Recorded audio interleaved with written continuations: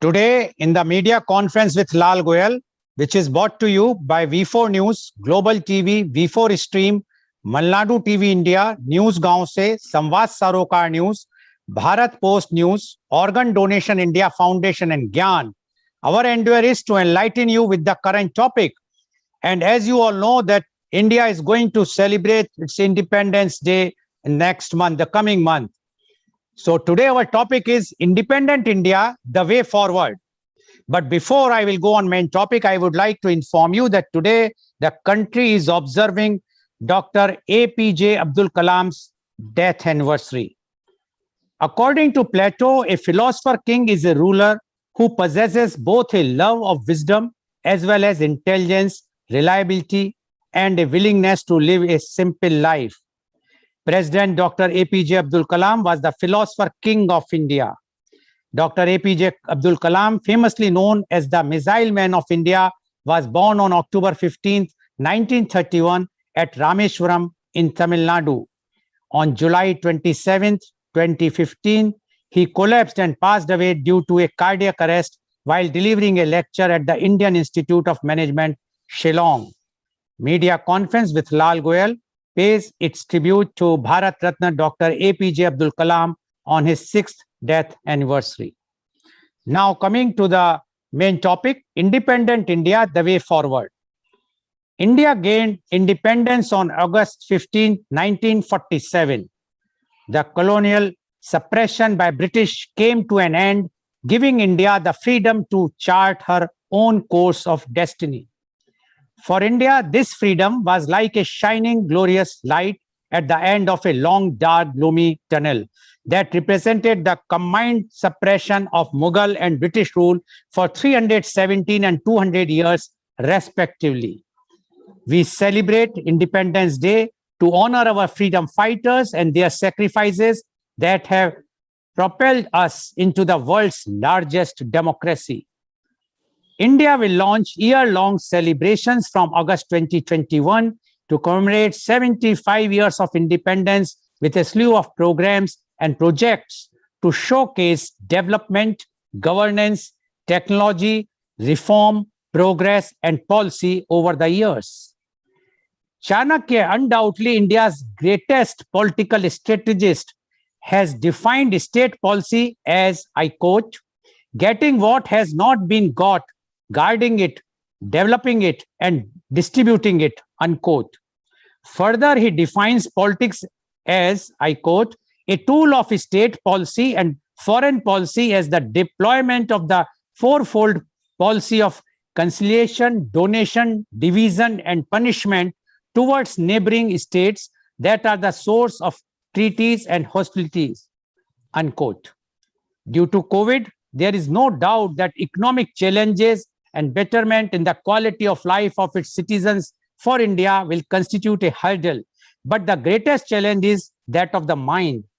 To become a global power, it is imperative that India thinks and acts like one, and this also extends to its citizens. While economic and social policies can be open to disagreement among the left, right, and center, nationalism is not and should never be negotiable. Even today, we are deeply polarized on the basis of caste, creed, language, and religion, which have given fodder to anti-national and foreign forces to foment trouble for their strategic interests that are contrary to the future success and strength of the Union of India. In this context, it is important to take a moment and remember Sardar Patel, who managed the enormous task of bringing together principalities and kingdoms with a history of sparing distrust and non-connectivity into a cohesive union that we call our nation today. We must always remember that there is a great strength in unity, and the progress of our nation automatically means the elevation of all Indian citizens before we fall victim to the next divisive strategy launched by forces inimical to Indian interests. Honorable Prime Minister, Mr. Narendra Modi, recently said the celebration of the 75th year of independence of the country will reflect the pride of Sanatan India, and the glow of modern India. Emphasizing the need for people's participation, Honorable Prime Minister Mr. Modi said, I quote, "We have to celebrate this festival of 75 years of independence by taking 130 crores countrymen together. Public participation is the core spirit of this event. The country cannot progress by denying anyone's contribution. The country goes forward by accepting and respecting everyone's contributions, and we want to follow this mantra," unquote. Now, to discuss this very, very important and relevant topic, Independent India, the way forward, we have a very elite, knowledgeable, those who are authorities in this, their knowledge as well as in their fields are the panelists today. And I would like to invite my first panelist guest. He is Dr. C.V. Anand Bose, IAS. Dr. C.V. Anand Bose, IAS is one-man expert commission on labor to prepare an action plan for the welfare and development of the workforce in the context of COVID-19. He is also the principal advisor, Government of India Heritage Project. He was former head of the Disaster Management, Government of India, and Central Draft Relief Commissioner, Government of India. He was the Vice Chancellor of National Museum, University of Delhi. He has authored 40 books in English, Malayalam, and Hindi, including novels, short stories, and essays. 4 of his books have become bestsellers. 4 books on Vastu and architecture and 1 book on housing received prestigious the Sharjah International Book Fair Award. Dr. Bose is an housing expert, innovator, writer, orator, and visionary. The path-breaking institutes set up by him, such as Nimriti Kendra, Building Center, District Tourism Council, and Habitat Alliance, have been replicated at the state, national, and global level. He was the head of the prestigious Supreme Court Committee on the Treasures of Sri Padmabha Swami Temple. Dr. Bose addressed United Nations General Assembly and specialized sessions 5 times on various international issues. Dr. Bose is a recipient of 31 national and international awards, including United Nations Global Best Practice Award. He also received prestigious Jawaharlal Nehru Fellowship. Kerala government termed him Lord of Ideas. Former Prime Minister Mr. Manmohan Singh called him inspired civil servant, and our Honorable Prime Minister Mr. Modi called him man of ideas. Welcome, Dr. C.V. Anand Bose, IAS, on our show. Dr. Bose, as you know, now we are going to celebrate from 15th of August 2021 to next, the whole year, the 75th independent years, or the platinum centenary or platinum anniversary.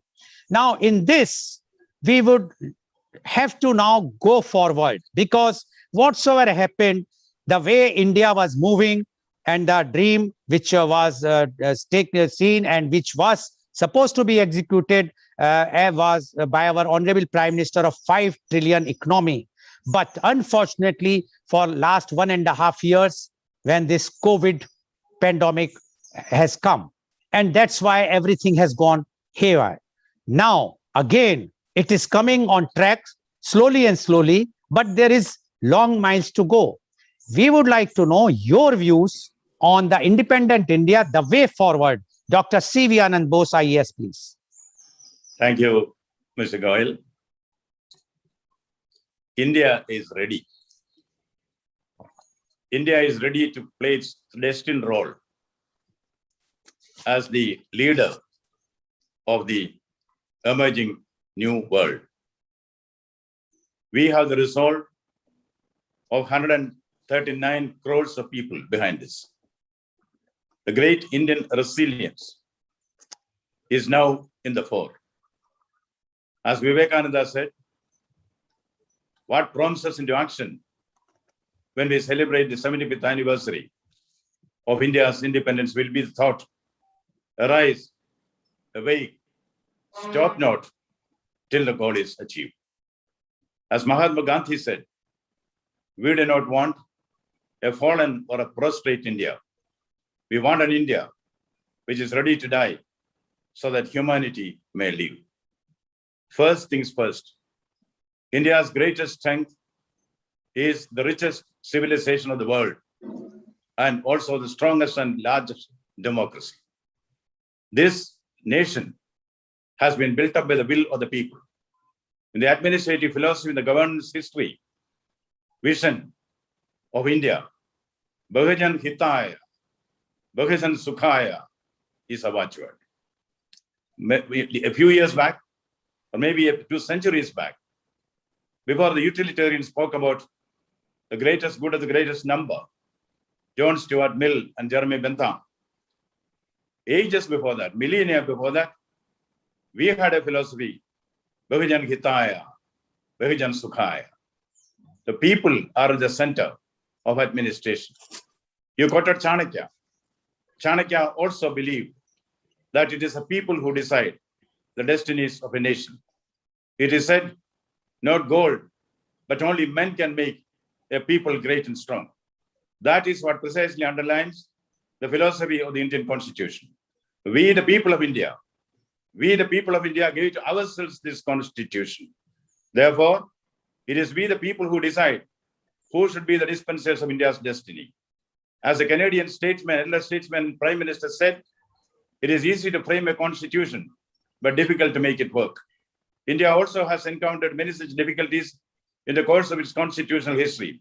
Our first and foremost duty, when we think of the way forward during the Independence Day, is how to strengthen, consolidate, and make Indian democracy work flawless. The second thing, India should have priorities. Every nation should have priorities of its own. We have proved to ourselves and to the whole world that great Indian resilience is a reality, it's not a myth. COVID has taught us a lot of lessons. I still remember Dr. Goel, who is here, making the prophetic foreboding a year back that India is going to face a tsunami as far as COVID is concerned. That is the second wave of tsunami of COVID which has come. We could weather many storms. This adversity has taught us what are our strengths and weaknesses. Yes, the inequitable distribution system, public health system, we saw the loopholes in the systems that we already have. But we also saw the greatness of our system. The Indian system of public administration has really stood the test of time and evolved in flying colors in our COVID combat. Where was the government in those days? Yes, coming back to the spirit of the Constitution, which was created by we the people. Where did we see government? Government was not in the secretariat. Government was there. Government was there in the hospitals. Government was in the form of nurses, doctors, and paramedical staff. They were the government. They are still the government. Government was a policeman, not only guarding law and order, COVID management on the street. Government was the policeman. Government was the humble worker who spent sleepless nights to produce oxygen to save the lives of his brethren. He was the government. Government was in the kitchen. It is a kitchen cabinet of women, the housewives who ran this country. Government was there in the kitchen. Government was in the farms. We saw the farmers who kept the country above starvation. They were the government. Therefore, the strength of Indian administrative system, the strength of Indian democracy, which can rise to the occasion calls for, was tested and found and proved to the whole world. Yes, India is ready. India has some priorities. India has priorities in education, economy, employment. Of course, there are other priorities. Education. We see the new education policy. This is a clarion call for making India the education hub of the world. Lot of changes, lot of reforms are there. I see before my eyes India emerging as a global guru. The focus which is given in the new education policy on training the teachers will make India the teachers of the world. There is tremendous potential for this. In fact, I can see the great educational institutions of the world coming to India. India slowly transforming itself as an education hub. And we also have the output-based education, a new concept is there. I think India is going to surge ahead. What happened in Singapore? Yes, Vinita is the product of Singapore University. She will be able to say that Singapore invested in human capital. When the human capital was there, quality education was given, meritocracy was promoted, knowledge-based industry started flowing into Singapore. This is what happened in New Orleans also. After the flood, which devastated the city, they reoriented the city with all modern facilities so that knowledge comes to that city. India can also become a knowledge hub by investing in the human capital. Even knowledge-based industries will come here, as it was done in the case of Singapore. Now, economy. We know every nation needs to have a robust and strong economic base if it has leapfrog into the future. India has got great strength in its economy when there is recession everywhere. Yes, there is recession. There is slowdown everywhere in the world. There may even be depression. But India is able to hold on. India is able to make steady progress in spite of the adverse circumstances created by this situation of COVID. Well, Vinita is here. She's an expert in MSME of the Government of India. I leave it to her and also Vinod to speak on that. One thing is now certain. Government has realized government's business is government, not business. Leave it to the entrepreneurs. The entrepreneur knows best what is good for him, as the wearer knows where the shoe pinches. Let there be less of regulation. Regulation, not relegation. That should be the watchword of post-COVID India in its economic and industrial development. We should also see that social justice is achieved in the process of development. What is the point in increasing growth or growing in wealth if it is not distributed properly? We need development without deprivation, not deprivation without development. The Atmanirbhar Bharat is a clarion call given by the Prime Minister of India, which will make the products made in India universally acceptable. Our traditional craftsmen, traditional art, our rural craftsmen will all get a boost, and India's produce, which is made at the grassroots level, will get a world market. India is going to conquer the economic scenario. Experts have predicted that by 2030, India will be the third largest economy in the world. We are marching ahead towards that. I think we should have this priority. Economic development should be there, but economic development, what does not make ecological sense will not make economic sense either. Therefore, in the process of development, we should not destroy the vitals of nature. We should be nature friendly. We should have development in tune with nature, because we are also committed to the SDG 30, Sustainable Development Goals. In every process of development that we launch in the post-COVID reconstruction and development, we should have a focus on the sustainability. Sustainability impact study should be made necessary before we launch development projects in the economic sector. Now coming to employment, growth for the sake of growth, as Dr. Goel will say, growth for the sake of growth is the nature of the cancer cell. We do not want such economic growth here. Growth which does not lead to employment is of no use to the common man. Therefore, we should have a policy which focuses with equal attention on education, economy, and employment. Now, there are various other aspects which are to be taken care of. You know, even in the post-COVID development of India, in India, after the Diamond Jubilee celebrations of its independence, still agriculture will remain the primary sector of the economy. India has great potentials to develop centered around agriculture. A bunch of crop per inch of land. I repeat, a bunch of crop per inch of land should be our watchword.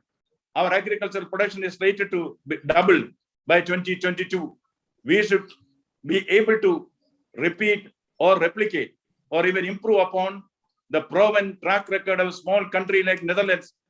Netherlands, which is mostly below the sea level, does not have any inherent potentials for agricultural growth. But you know, Holland these days feed the entire Europe, and by 2050, it is estimated that the world's food requirements will be double that of the food prepared by our farmers all over the world in the last 8,000 years. That is going to be the need for food. Therefore, India should have an agricultural policy which not only aims at bunch of crop per inch of land. There are so many, even in marketing, India can have a global market, especially for bio-agricultural product, organic materials. We celebrated through the aid of technology, the green revolution. Now we are launching the evergreen revolution. The evergreen revolution, which is not based on toxic implementation of chemicals and fertilizers and the destruction of the earth. We need sustainable agricultural development. I think that should be one of the primary items of the post-independent India, which celebrates its Diamond Jubilee. Now, there is one section of society which needs great attention. We found that during the COVID days, who kept the country going, who kept it above starvation? That is the illiterate, semi-literate mothers of this nation. We salute the mothers. They are the ones who kept the country together. They are the ones who contributed to the mental happiness and health of the people. We should not be ungrateful to them. In fact, I would say, for the sake of Dr. Goel, we should think of gender-based budgeting. One of the gifts which we can give to the whole world when we celebrate the Diamond Jubilee of our independence is gender budgeting. That means in the divisible pool of the budgetary resources, women should get the share which is commensurate with their share in the population.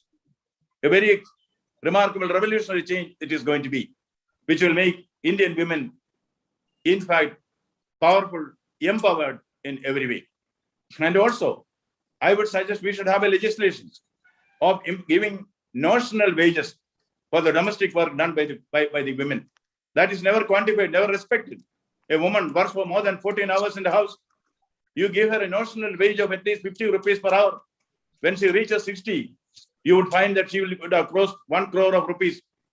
If the children do not take care of the mother in the old age and pass them off to the so-called old age homes, this notional wage has to be recovered and given to the mother. The mother also has got the right to forego it if she gets attention and care within her family. And when we come to the youth are not just products of creatures of the past or custodians of the present, they are creators of the future. We should have a policy which is tailor-made to the uplift of the youth of this country. India is one of the youngest countries. By 2030, India will be the youngest country in the world. So we should care for the youth, the new generation. The baton has to be taken forward by the new generation. Therefore, now itself, we should see that youth-friendly policies are implemented.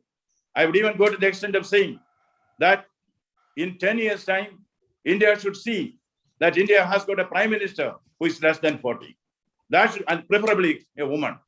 That is the step which we have to take. Of course, there are a lot of areas which requires to be tackled. I'm not going to that. India will emerge. India is ready. India will emerge as a universal peacemaker.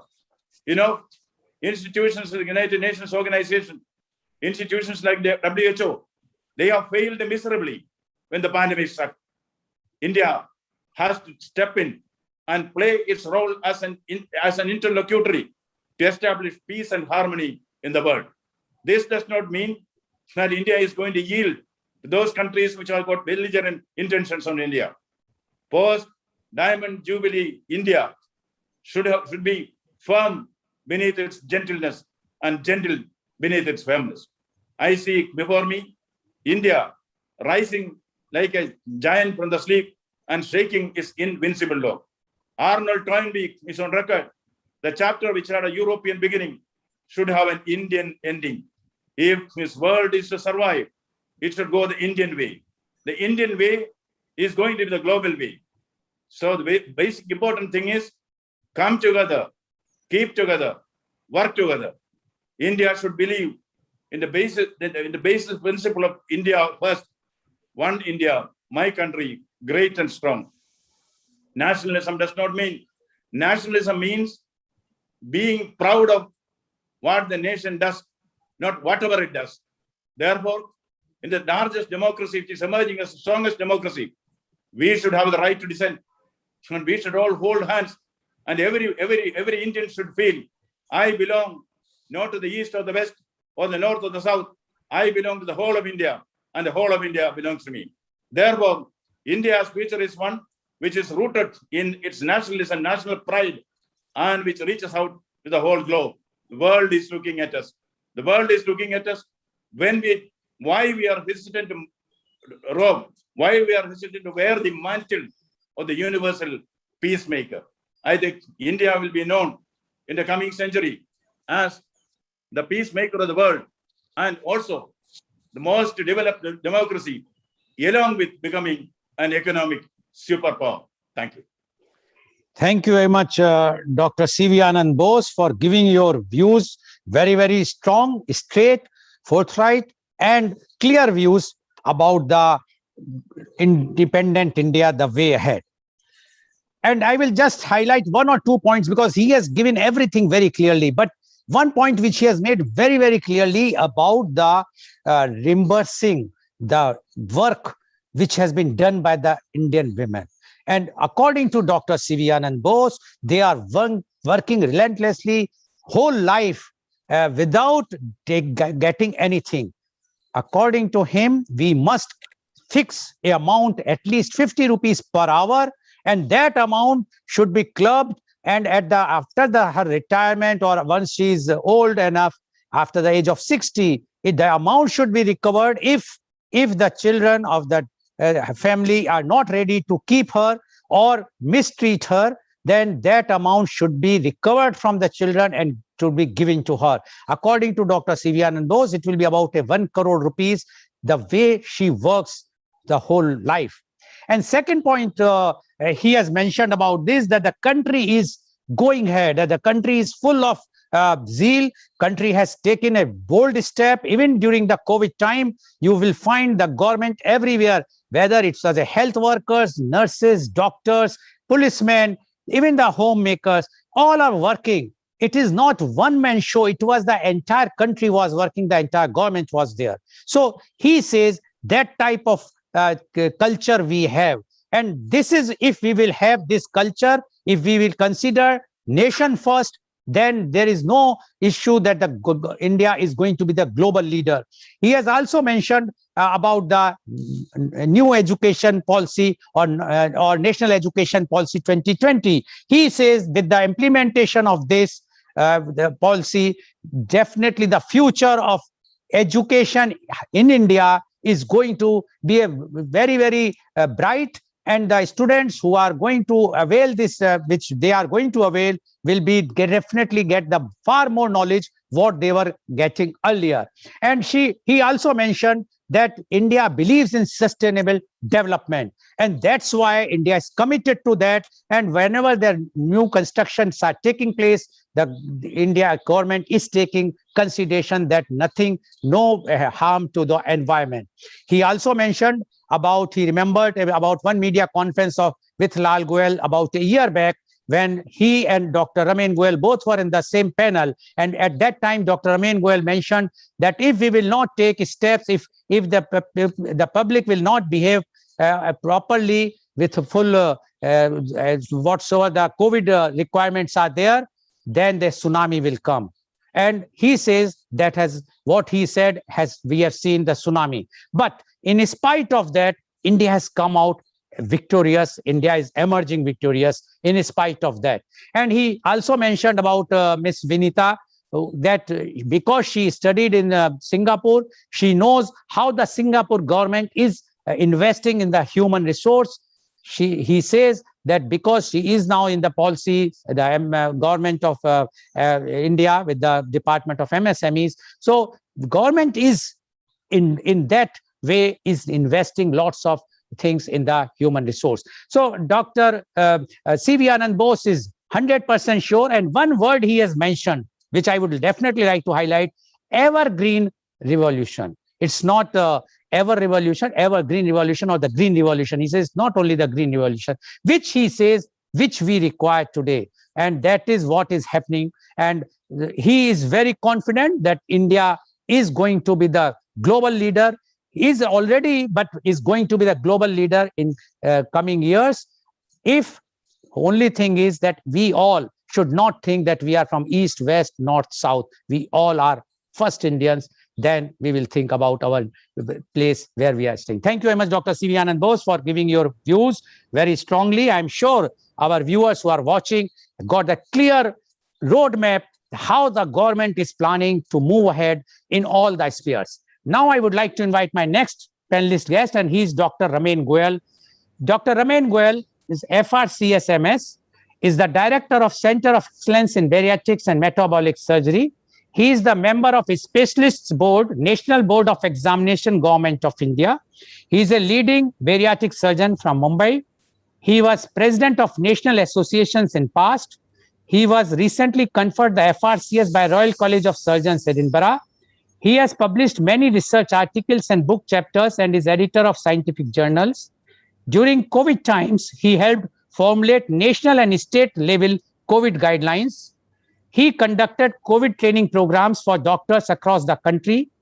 A teacher and a thought leader, he has written many articles about healthcare. Welcome, Dr. Raman Goel, on our show. Dr. Raman Goel, you have heard Dr. C.V. Anand Bose, his thoughts about the way forward. And he has also mentioned about you, that how you have predicted 1 year back.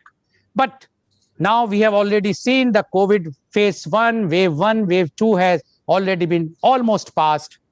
Now, what is the future, not only of the COVID, but the entire health sector, according to you? So, Independent India, the way forward. Dr. Raman Goel, please.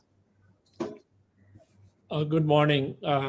It's always a pleasure to be on media conference with you, Mr. Goel and Dr. Anand Bose. It's a learning in process, because the way Dr. Bose spoke about that every Indian, whether he's a doctor or a nurse or a housewife, represents government, is so enlightening, because it opens up the way people think about government presence. I think the very fact that before the 15th August, this media conference is being organized, and you are giving a healthcare professional an opportunity to speak first, itself shows the emphasis on health awareness in the country. We have a very unique opportunity in hand at the moment. Unique opportunity because of the COVID. There is a heightened health awareness among masses. Every citizen, literate, illiterate, housewives, working professionals, young, old, they are all well aware of the health situation in the country, and they are eagerly looking forward to better times.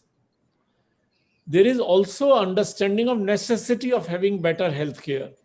So I think this discussion or this question of yours about what next is so relevant, because the masses are receptive to any decision that government may take in next few months, or maybe on 15th August itself, because of this understanding of healthcare. This has never been that high, and it will never be that high in future. One thing we need to realize, that COVID pandemic has exposed weakness of Indian healthcare, especially in rural areas, especially in areas where private healthcare was not very strong. And this has happened over decades. It's not a matter of 1 or 2 years. This has happened over decades, that the healthcare or public healthcare system in semi-urban and rural areas has not grown to the level that it was expected. And there are many reasons. So I'm not going into the background of those reasons, because everybody nowadays know. We need to look forward. But what is to be realized, that this pandemic has shown that India has got about 0.5 beds per 1,000 population, compared to, let's say, 4.3 beds, hospital beds for 1,000 population in China, or 2.8 beds per 1,000 population in USA. So we have a long way to go. And as I said, this is the time to do that.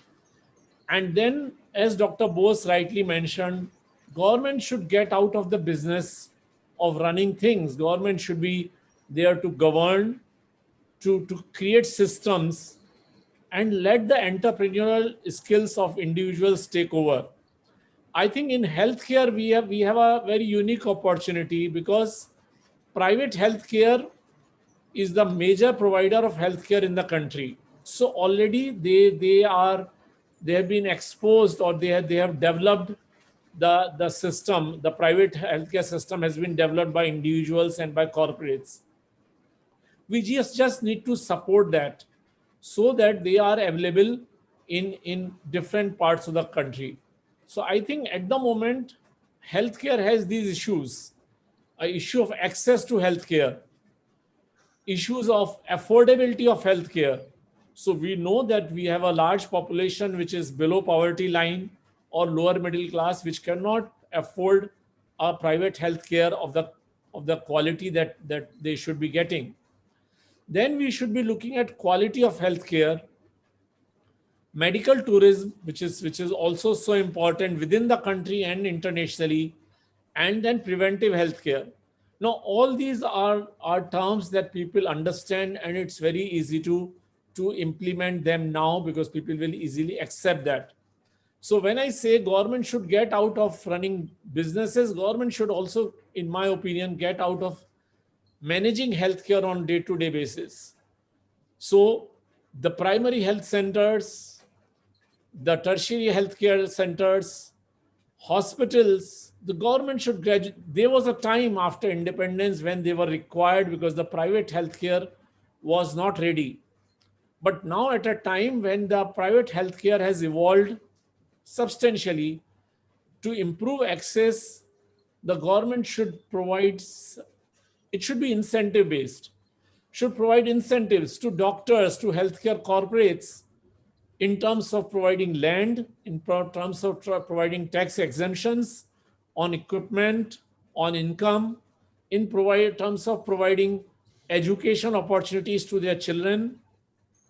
And that will lead to migration of doctors from urban areas where they are condensed to rural areas, because let's say there's a village of 3,000 population. The way the healthcare is managed in Europe, that one doctor is allowed to practice in that area or two doctors are allowed to practice in that area, and all the residents are expected to register with those two doctors only. There cannot be 10 doctors, because the viability, it will not be viable to any of them. So the regulation of the government has to be to ensure that the doctor who is going there gets access to, let's say, 1,000 families or 1,500 persons who are registered with them, and they are paying for their services. And this way we can mobilize doctors once they are assured of their financial support from the public. They will migrate to villages. What has been happening up till now is that they are being forced by signing bonds after their graduation or post graduation to work in rural areas. And we know anytime you want to force somebody, there is always a blowback to the government or to the society. Similarly, there is a big pool of doctors who have done their graduation from medical colleges. They are fully qualified doctors while they are doing post graduation. So let's say we have about 500 medical colleges, and if each medical college has 100 doctors who are doing their post graduation, we have a huge pool of doctors who are working in a medical college, but they are not contributing to the society. Now, just like NHS in UK, if these doctors are allowed to work in rural centers, in primary healthcare centers at a very good salary, and while they are working, they are also given online education. They can finish up their post graduation, not attached to any medical college, but attached to the government. And this National Board of Examination is already thinking on these lines. And I believe if this is implemented, we will have enough medical professionals in rural India. This is only not about doctors. We need to do the same thing for nurses, for technicians, for paramedical staff, so that they are available in rural India. And once a village or a unit has enough doctors or a private health setup, the government setups like the primary health center, they should get out of those areas. It reduces their cost to the government, and it reduces the possibility of corruption or inefficiency. Now, these centers, which are private centers, once government is giving them incentive, can be used in various ways. The government can ensure a price fixation. government can ensure the data provision that these centers have to provide, maintain data and provide data to the government in terms of healthcare of the citizen. And that will go a long way. Maintaining a birth and death data in rural areas can all be done by doctors, which is normally done in Europe, and at practically no cost to the government. Waiver of taxation is not a direct cost to the government, because ultimately the healthcare facility will be provided by these doctors and by these corporates. Now I come to the second aspect of the discussion, is about affordability of healthcare. Now this is a major issue, because we know that a very large number of population goes below poverty line just because they have to pay the healthcare bills from their pocket. Only about 35% of the population in this country uh, receive third party payments for their healthcare bills. And even this, out of these 35% population, 25% are covered by government. So government is paying for their healthcare, whether it's employees or in other ways, the governments are paying. Now, this is all not required, because 65% are paying from their pocket, and which is pushing them further towards poverty. While in Western countries, let's say in USA, only about 10 to 11% people pay from their pocket. Rest is all paid as a third party payment. I am not saying that government should pay. I think now time has come to mandate universal health care insurance for all citizens in our country. And probably that could be the biggest announcement for next 5 years or next 25 years for this country, that healthcare insurance should take care of the cost of healthcare for individuals. And it can be very simply done, because if the logistics can be arranged by private healthcare companies, and if they get over 1 billion people who are paying the premium for their insurance, the healthcare will become a viable business for them. All that is required is that government supports below poverty line people with their premium. Now the insurance is not about not about the premium alone. It's also about giving the citizen a right to access the best quality care. I remember a driver of a doctor who came to me for his wife's surgery almost 20 years back, and he insisted that I operate in Breach Candy Hospital, which is one of the elite hospital in Mumbai. I said I can do it in a more economical hospital. And he flashed his insurance card. Sir, my employer has given me this card. My wife can afford Breach Candy Hospital. So he could find a good doctor. He could go to the best of the hospital. And I think universal health insurance will go a long way in ensuring the person who has an insurance, that means every citizen of the country, will on its own find a good doctor, a good hospital to go. And if this is provided, and then their affordability increases. And if the affordability increases, especially in rural area, one of the reasons why hospitals and doctors are not there in rural area is because of the poor affordability. So you invest in a hospital there, and you do not get people who can pay for the kind of facility that is required, the cost that is required for the facility. So I think these are all interlinked. A strong government mandate that anybody who has a vehicle, anybody who owns a property, who is an income taxpayer, must pay for their insurance. And the insurance the cost of the insurance can be regulated in a way that we can have different levels of insurance, a low cost insurance and medium level insurance and a higher level insurance, so that the person can choose what level of insurance one want to go. These are all regulatory issues. IRDA is already there, and this can be implemented with a easy approach and a planning, well planned strategy. So I think this is the third point that I wanted to emphasize. Then comes the quality control. The quality of healthcare is a matter of great concern, and there are various issues involved in it. I think the first and the foremost that that we should go ahead and do it is a zero tolerance policy towards abuse and violence towards any healthcare worker.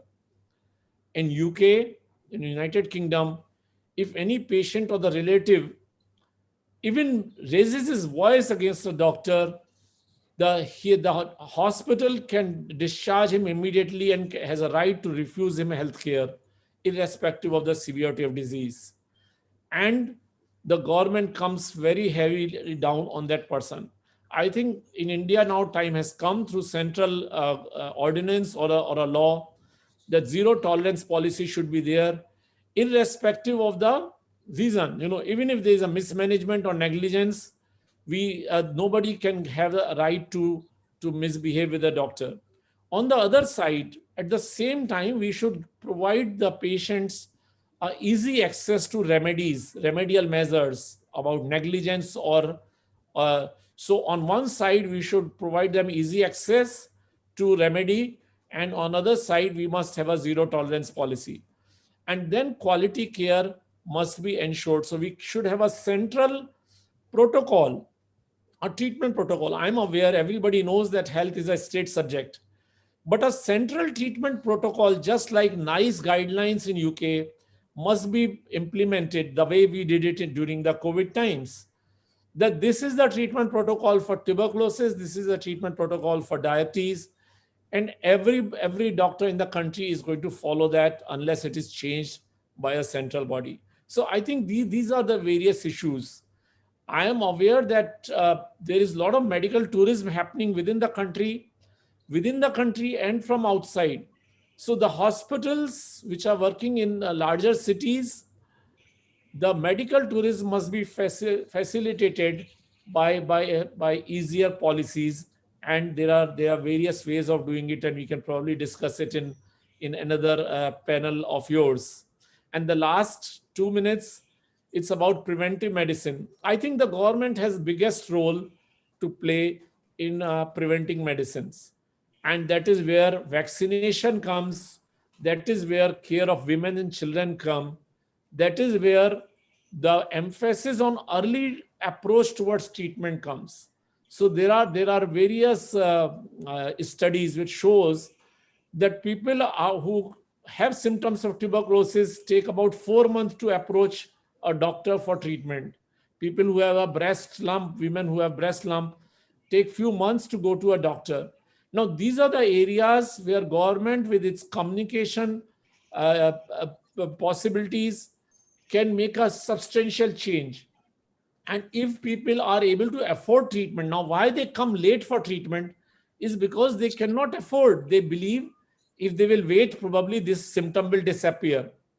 And in the process, they come late. So I think these are all interlinked to access to healthcare, to insurance, to affordability, and to quality of healthcare.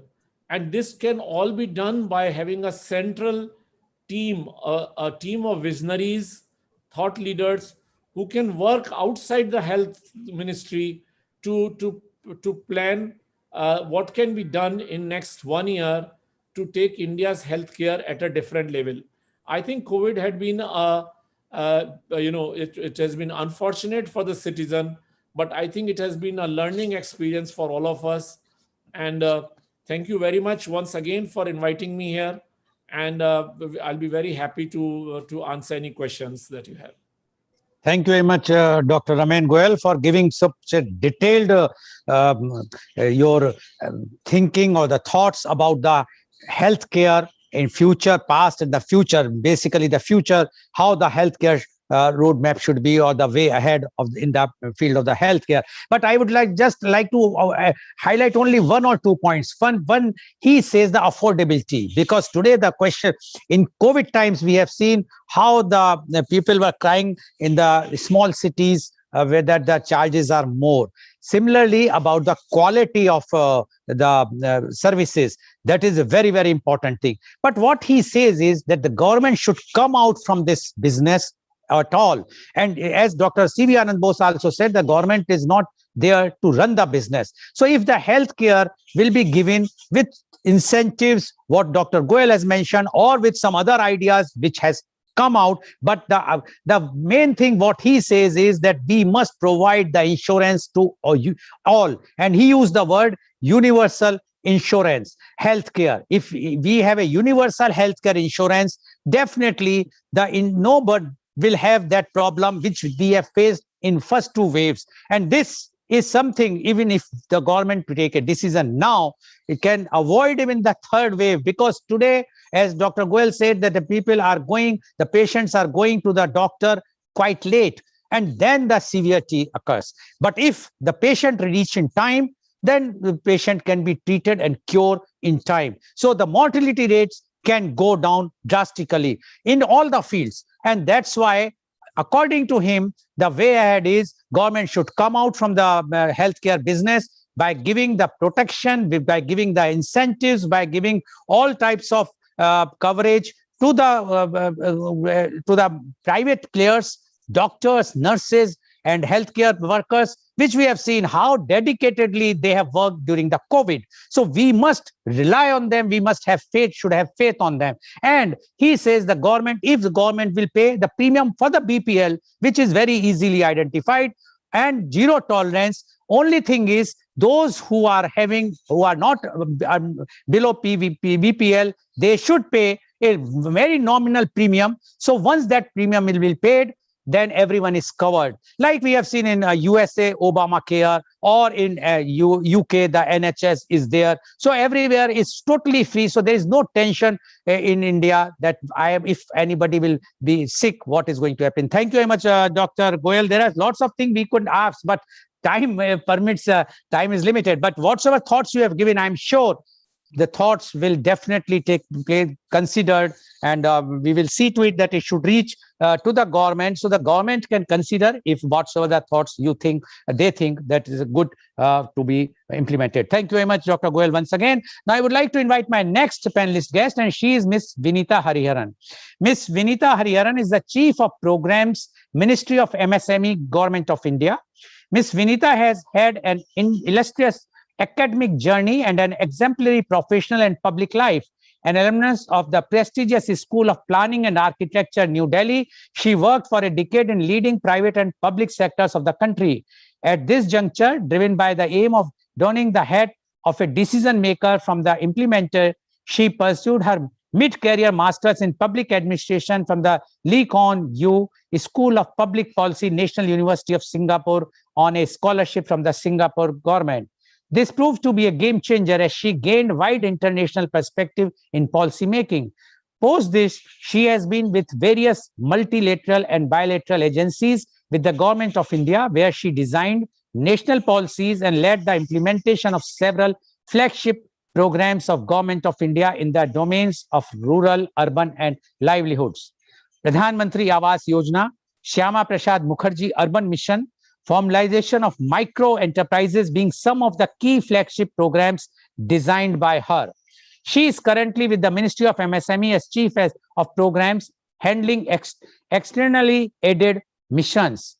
Ms. Vinita is a public speaker and a thought leader in diverse issues of nation building. She is on the board of studies of leading global institutes and a mentor to social foundations that work towards empowering women and the girl child.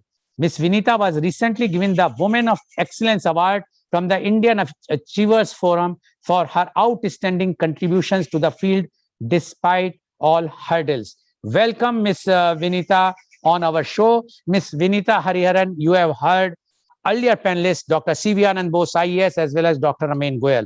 And both has given their own thoughts about the independent India, the way ahead. Now, we would like to know from you, your views on the independent India, the way forward. Ms. Vinita Hariharan, please.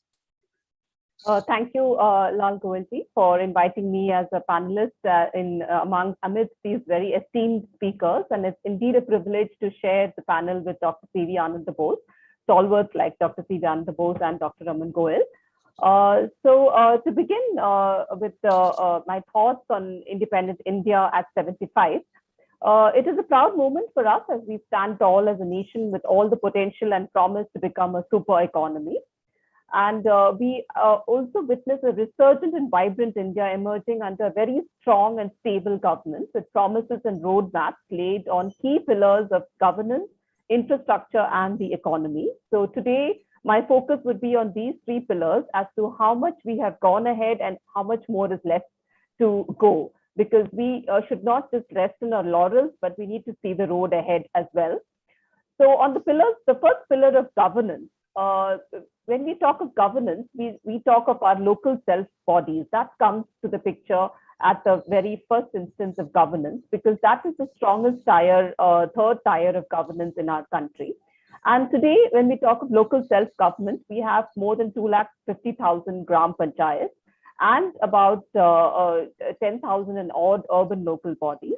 So predominant part of our governance structure is the Grama Panchayat. And today, in this government of the day, we have seen a huge trust given to to empowering these local bodies. And the 74th Amendment of the Constitution is being implemented in letter and spirit today, with a huge devolution of funds through the 14th and 15th Finance Commission towards these rural and urban local bodies. But what needs to be done further is to capacitate these urban local bodies and to capacitate them with human resources, with the necessary wherewithal, and with the powers to mobilize resources on their own, financial resources on their own. So the Grama Panchayats and the urban local bodies needs to be empowered further to actually enact and to be able to utilize the funds that are being devolved to the 14th and 15th Finance Commission by the Government of India. Apart from that, we also need to strengthen local economic development, which is empower the urban and rural local bodies to harness local resources in their local bodies, in their community, in their surroundings, and scale it up through the value chain through the cooperative model. And I will be speaking about the cooperative model further down my thoughts today. And when we talk of governance, in the same spirit, I would like to also talk about the citizens' voice. So we have seen several initiatives being taken to crowdsource ideas such as gov.in and the Mann Ki Baat of the Prime Minister, which is extremely laudable and very, very innovative approach towards listening to the citizens' voice from the grassroots. But this kind of model has to be scaled up at the local body level, at the village level, and we need to have regularized and channelized media with last mile awareness and outreach programs in every panchayat, block, and district level, with kiosks to handle citizens, to handhold citizens on government programs, and so that the government programs gain saturation in every Grama Panchayat and in every local body.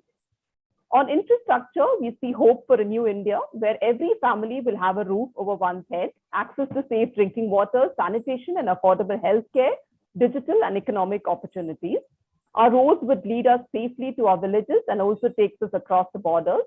The energies from the sun, the wind, and the water will light our homes, streets, and vehicles for sure with today's Government of India's policies. So when we talk of infrastructure, we talk of housing first. We have, with more than 15 million houses have been constructed under the Pradhan Mantri Awas Yojana over the last 10 years. And so the housing shortage has come down considerably from 18.78 million, which was in 2012, which has come down to about 10 million today. But what we need to understand is that while the construction of housing is admirable and appreciated, but what we need to understand is the housing shortage does not really lie in the number of houses. It is there is actually an oversupply or a glut in the market as far as the MIG and HIG housing is concerned. So where the shortage lies is in the quality of housing. A large part of the housing shortage comprises slum housing. So that's what we need to address going forward to make our India slum-free. So we need to work towards slum-free city planning. And towards that, we need to adopt models which have been successful in states like Mumbai and states like Maharashtra, where they've successfully implemented the transfer of development rights, where builders are incentivized to provide slum housing, for which they are provided higher FSI in other areas. So that needs to be scaled up across the country. So that's another aim for us to make our cities in India slum-free.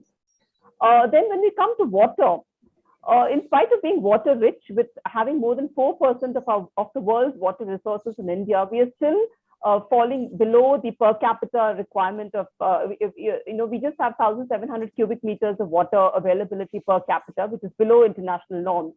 So while we are doing very good measures, such as the Jal Shakti Abhiyan, and some states like Telangana with the Mission Kakatiya, where they have renovated their traditional ponds and catchment areas, laudable efforts by the government of India and various state governments, but that needs to be scaled up and entrenched at the grassroots level.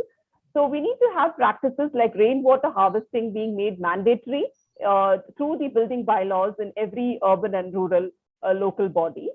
So that is a way forward for our water sector to make us to make our country secure in terms of water availability, and also to improve the quality and quantity of our groundwater resources. Apart from the drive through the Mission Jal Shakti, which aims to provide household connections to all tap water connections to all households by 2022. And on sanitation, the government of the day has done a remarkable job in making our country open defecation free. It's a great effort by the government of India. And I still remember when I was studying at the Lee Kuan Yew School in 2010-11, my cohort, which comprised senior professionals and bureaucrats from across 80 countries of the world, they would say that your country still has manual scavenging, and I would squirm in my seat, and I wouldn't have words for that. But I really am, I salute the Prime Minister for initiating the Swachh Bharat mission and making our country more than 90% open defecation free. Extremely laudable effort by the government of India. And despite naysayers and criticisms that these toilets are not being used, it has been verified by international agencies that these toilets are being used and well put to use. And the effect of good sanitation on health and prosperity is internationally acclaimed. So therefore, we have done a good job with ODF, but we need to now focus on ODF plus, where we need to make our cities and our rural areas open, zero waste, wherein we have segregation at source, and every household practices waste segregation at source, and where none of the waste goes wasted, and we have recycling of the sewage water and the solid waste going into activities such as vermicomposting. So we need to move towards a zero waste country very soon in post 75 India. Affordable healthcare, I couldn't corroborate, or I couldn't add more what Dr. Raman Goel has just stated. Being a health expert, he has given us the roadmap ahead for healthcare, but remarkable efforts by the country in sailing through the COVID pandemic, which has hit the entire globe. But we have seen India emerging despite all setbacks that we had initially. We have sailed through the COVID pandemic, but again, as we said, we should not be complacent. And the pandemic is something that we need to live with now. Going forward, we will see many more such viruses coming up, and many more such healthcare emergencies hitting the country. So therefore, we need to be prepared. And I think it would be a good idea for the government of India to set up a separate ministry of pandemics. Carve out a separate department from the Department of Health, because the health ministry is a huge ministry. So we need to carve it out for specifically focusing on pandemic management and pandemic care. So towards that, I would also like to state that our healthcare spending as a percentage of GDP has gone up significantly with a large budget announcement of over 60,000 crores for the Pradhan Mantri Swasthya Yojana, as well as the additional 23,000 crores infused by the finance minister for the Atmanirbhar package. But despite that, we're still 2.5% of our GDP, whereas higher developed nations have around 8% of the GDP dedicated towards healthcare. Therefore, there is a road ahead to go in terms of spending on healthcare. And a large percentage of that spending should be on R&D, wherein we should be able to predict the onslaught of such viruses much ahead of time. And again, we need to have a focus on, we need to have this governance model of saturating our urban and rural local bodies with all the healthcare requirements, just like Dr. Raman Goel just said, following the norms of healthcare, international or national norms of healthcare facilities per capita. There are these urban development policy guidelines which actually prescribe the number of hospitals, primary healthcare, secondary healthcare, tertiary healthcare that is required for a certain population size. So we need to follow those norms at least, and also be prepared for contingencies. So that's about healthcare. Then we look at roads. Of course, better roads always lead to greater prosperity. That's an internationally acclaimed theory. And we couldn't go better in terms of roads under the leadership of Honorable Nitin Gadkari ji. We are constructing, even in the lockdowns, we were constructing 36 kilometers per day of national highways. So while we've got it right with the national highways, we need to focus on our village roads and all-weather roads, connectivity for villages, and also connecting our habitations, small habitations with roads. Because today, as per statistics, more than 50% of many of the small habitations are off the road network. So we need to focus on that. Then on the renewable energy spectrum, we have done a remarkable job, and I salute the government for that. We have surpassed the Paris commitments well ahead of the 2030 deadline. So we had the power minister just announcing that 40% of our energy basket would be coming from renewable energies. Much ahead of Paris agreement, where we had declared that we would do that by 2030. Power minister says that by next year, we should be able to achieve 40% of our energy resources, power generation coming from renewable energy resources. So that's extremely laudable in terms of generation. But we need to see that the transmission and distribution and entrenchment of the practices of using renewable energy entrenched into the local bodies and into the last mile. So for that, we need to have strong bylaws, building bylaws, which prescribe perhaps compulsory adoption of a certain percentage of your household energy requirements from solar or whatever the renewable energy resource is there in the surroundings. It could be hydel, it could be solar, or it could be wind. So we need to recognize that and adopt it and entrench that into the practices of the building bylaws, and see that every household has a share of this, and so we also need to ensure that every urban local body also has a similar share of renewable energy as the national government is having at 40%. We need to see that every local body also has a 40% share of the energy basket from renewable energy. And as far as digital connectivity is concerned, BharatNet has done a remarkable job with making more than almost all of our 250,000 Grama Panchayat connected with OSC. So we need to, but digital penetration in terms of coverage is just 50%. Although we are one of the world's largest internet users, but it's just covering about 50% of the population. So that is a deprived lot, and we need to see that all our households at least has one person who's digitally literate and has digital equipment in place, especially in the post-pandemic world where education is provided largely through digital means.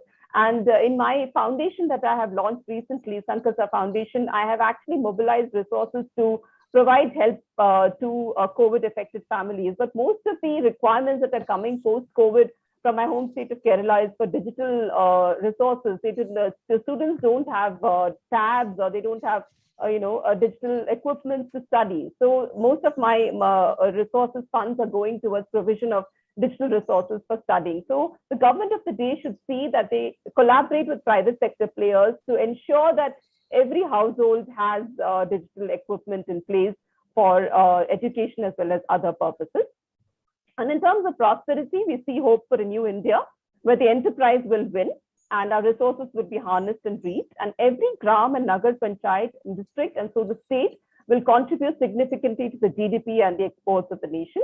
And we should go beyond just exports of diamonds and such artifacts towards exporting our handicraft, food, horticulture, and aquaculture, and also focus on indigenous resource development, which is local economic development through the cooperatives. And talking of cooperatives, it's a huge sector, and the Ministry of Cooperatives being launched recently, initiated by the Government of India, is a laudable effort.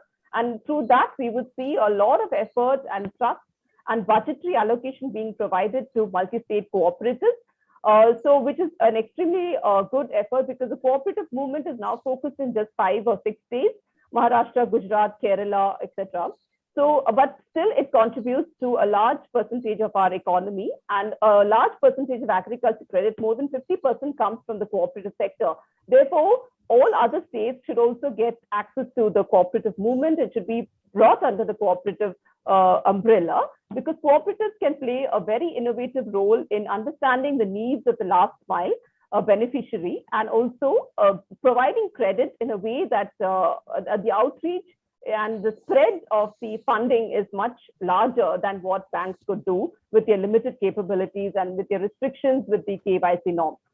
Not that it's a laissez-faire credit revolution, but under the supervision of the central government, the cooperative movement would do a large benefit if you spread the umbrella beyond just credit, and marketing and agriculture towards MSMEs, towards retail, towards insurance, and towards healthcare as well. And so, as as Robert Frost says, we have miles to go before we sleep. So we should not just rest on our laurels. We should also be self-critical, and we need to look at how our inequity is today. Actually, we have a Gini coefficient of about 35.2, with the richest 10% of the Indians owning almost 80% of the wealth. So therefore, we need to focus on providing equitable development across the nation, which is a need of the hour today. And in terms of human development index, again, we are ranking 131 out of 189 countries. So we need to focus on improving our equitable spread of health and education spending. Apart from that, in agriculture, the agriculture reforms are laudable, which the government of India has brought in terms of connecting the farmers to the market directly through the eNAM portal. But we need to see that those are, of course, we need to see that the opposition allows us to implement these reforms across the country. And also we need to see how the farmer can be connected to the market through hand-holding and training. Apart from that, we also need to be mindful of these small and marginal and landless laborers, which constitute a large percentage of the agricultural workforce. So therefore, the government needs to do more than just providing 6,000 rupees per annum for the landless and marginal farmers. We need to provide more incentives and more schemes for the landless agricultural laborers. And I would not be doing justice to my speech if I do not speak on behalf of my gender. So in the gender ranking, we are actually slipping places. We are ranking 140th among 156. So we really need to be mindful of that. And we need to have more programs focusing just on women. We do not, although we have large subsidies provided to existing programs for women beneficiaries, we do not have specific programs just for women beneficiaries in terms of enterprises or in terms of health or education. Therefore, that needs to be focused. Of course, the Beti Bachao, Beti Padhao has been a great Andolan, but we need to have many more such programs focusing exclusively on women and empowerment of women, political and economic empowerment of women. And so we really need to work on a mission more to overcome all these challenges, but we still have a hope that India would emerge strong with the strong governance frameworks that are being set in place by the government of the day. So there is a small poem, if you just allow me 5 seconds, I would just recite that, which I've written for a New India. So my country is diverse, it is rich, it is strong. My country has the tallest mountains, the longest rivers, the deepest oceans, and the greenest forests. She has teeming millions, young and the old, filled with hope, pride, and joy. She has struggled and grappled with poverty, disease, and hunger, and is now rising beyond. But she still worries over the safety of her daughters, her farmers, and her fields, for the health of her children, the climate, and her poor. But she is hopeful of a new horizon, a new India, where the rich-poor divide is erased, the sick can be treated, the old can be cared for, where every family has a home and a heart, and every child learns and plays under the blue sky and the orange sun. A new India where all her people live life in peace and happiness. This would be my imagination for a new India. Thank you very much. Thank you very much, Ms. Vinita Hariharan, for giving your views and ending with a very beautiful poem. But what she highlighted, she has given because she is in the policy making and associated with the government, she has highlighted almost every field whichsoever is required today. And she says, although the government is doing well in many, many fields, and she has given examples that how even the Gram Panchayats have been connected with this government policies, how this Beti Bachao, Beti Padhao, Beti Bachao program was implemented, how the Swachh Bharat, even this defection-free country. She says it's a long journey, but we have come out with so much things which we have done. She has given few of the things which she wants that it should be implemented. One, she says about the slum-free country. Now, for that, she says how the Maharashtra model, Maharashtra has done by giving some incentives to the builders, extra FSIs, etc. Same model to be implemented so that no slum should be there anywhere in the India.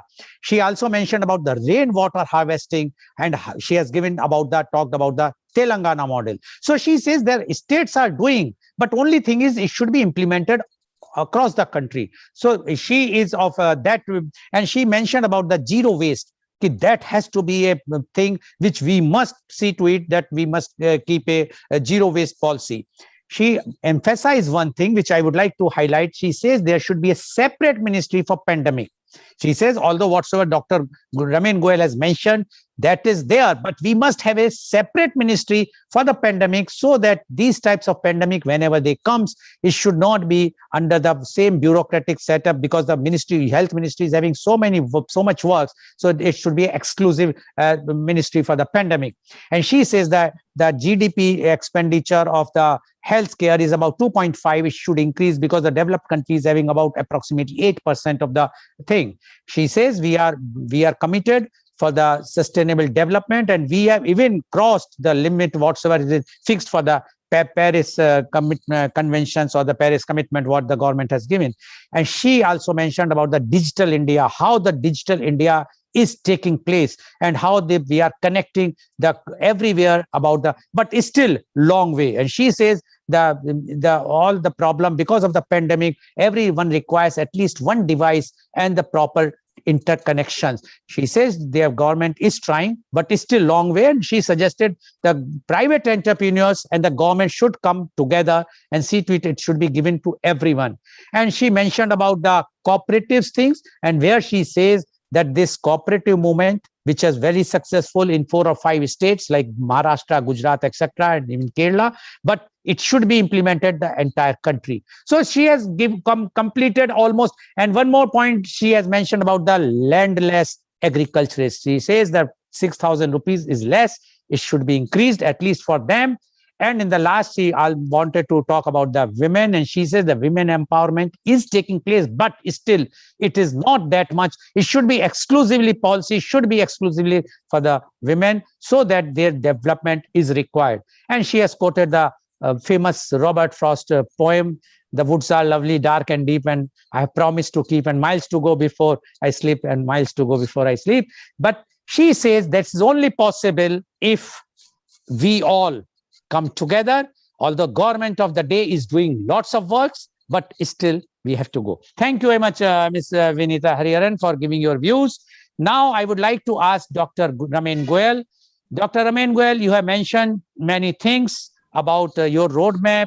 You have mentioned about the universal insurance policy, etc. But still, because of this pandemic has, as you have mentioned, everyone has become health conscious. So what are those do's and don'ts in healthcare management in the country today? What you expect, and that the health management, how the health, although you have given all the complete road management, but still you would like to add what should be the do's and don'ts in healthcare management in the country. Dr. Ramin Goel, please. So I think, yeah, I've already spoken in detail about this, but if you want to summarize that, one of the things that, as Dr. Ms. Vinita said about the GDP expenditure on healthcare, this is actually about 1.1% of GDP, and the other 1.4% is coming through the special schemes, the Pradhan Mantri Arogya Yojana. So that's not actually going to the healthcare infrastructure development. That's more for the treatment of people who are benefiting, because it is believed that if we increase the expenditure on to 3% of GDP, the out-of-pocket expenditure will reduce from 65% to 30%. So I think till we have a out-of-box solution like the one which I suggested, the government must increase the expenditure on GDP at least by 1% every year for next 7 years till we reach 8% goal. Because this out-of-pocket expenditure where people are paying from their pocket for their health must stop. This is not desirable. This is leading to a lot of problems. We don't see this kind of, healthcare professionals are very worried about violence and about the misuse and abuse of the healthcare professionals. Now, this we don't see this in Western world, and one of the reason why we don't see it there is because there the treatment is paid by a third party. So people are relaxed. They are not questioning every investigation, and they are not questioning every time some medicine is prescribed.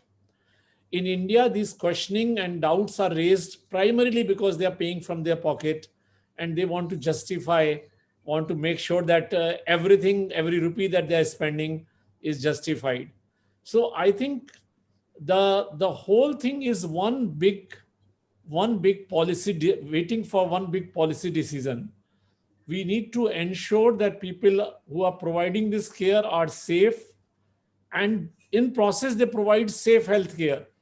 So what is happening in certain parts of the country where violence is more rampant, the doctors are refusing to take serious patients or treat serious patients because they are worried that if something goes wrong, their hospital might get ransacked or there will be violence.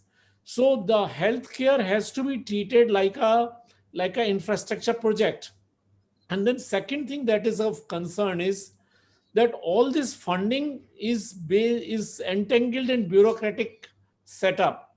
So the funding, though it's showing 1.1% or 2.5%, it is not coming smoothly. So there is no certainty of funding.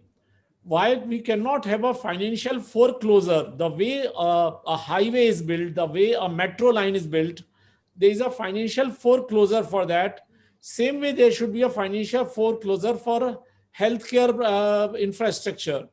That this hospital will get every month this much amount, irrespective of the government sanctions, because the hospital is bearing that cost in any case. The salaries, the drugs, the consumables, everything is spending on its own. Now, many times it happens that the money is not paid for 3 consecutive months or 2 consecutive months because the documentation is not complete. Let's say in easy terms, bureaucratic system. But the best way is that healthcare must be out of that. There must be a streamlining of funding so that the hospital administrators are able to take prospective decisions. They're ready to negotiate with the suppliers. They are ready to get better deals. And another issue is also we should have a pyramidal system. Now, what is happening in some small city, there are 5 CT scan machines, while in many other bigger cities, there are not many. So why we cannot have an infrastructure that a village will have an ultrasound machine, a taluka place will have a CT scan machine, and bigger cities will have these many machines? This can only happen if government regulates. When government is not regulating, when it's a free for all, then there's a concentration of technology in certain areas and there is no technology in many areas. So I think there are a lot of things that can be discussed in do's and don'ts, but I Okay. will leave it there. Yeah. Okay, thank you very much, Dr. Goel. Now, my question goes to Ms. Vinita. Ms. Vinita, you were very closely associated with the government policy making, and you have also have a very good international exposure, and you have seen how the Singapore, in all the fields, a very, very small country, but they are, because they are investing in the human resources. Now, what do you think the India, one good suggestion which you would like to give to the government, that this suggestion, if they will implement, that here also we can have get more human resources, or we can utilize those human resources. Ms. Vinita Hariran, please. Yes. So as I mentioned in my speech as well, the urban and rural local bodies are the fulcrum of our administrative structure in India.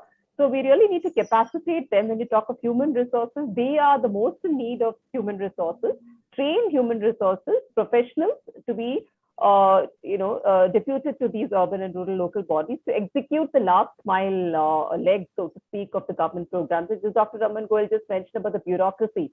So it is I agreed that there is a whole lot of bureaucracy involved in devolution of these funds. But like like the Manrega program, which the government has adopted, the DBT system, direct benefit transfer, which has really bypassed a whole lot of hierarchical structures through which the funds flow. So I think that kind of a mechanism should also be, we are working towards that in terms of the Ayushman Bharat schemes, etc. But there are a lot of loopholes, I agree. Even during the COVID pandemic, there were many inquiries coming as to, how is somebody eligible for this Ayushman Bharat? And so there's a lot of dissemination required at the last mile. So I think a lot of human resource and a lot of public-private partnerships is required at the last mile.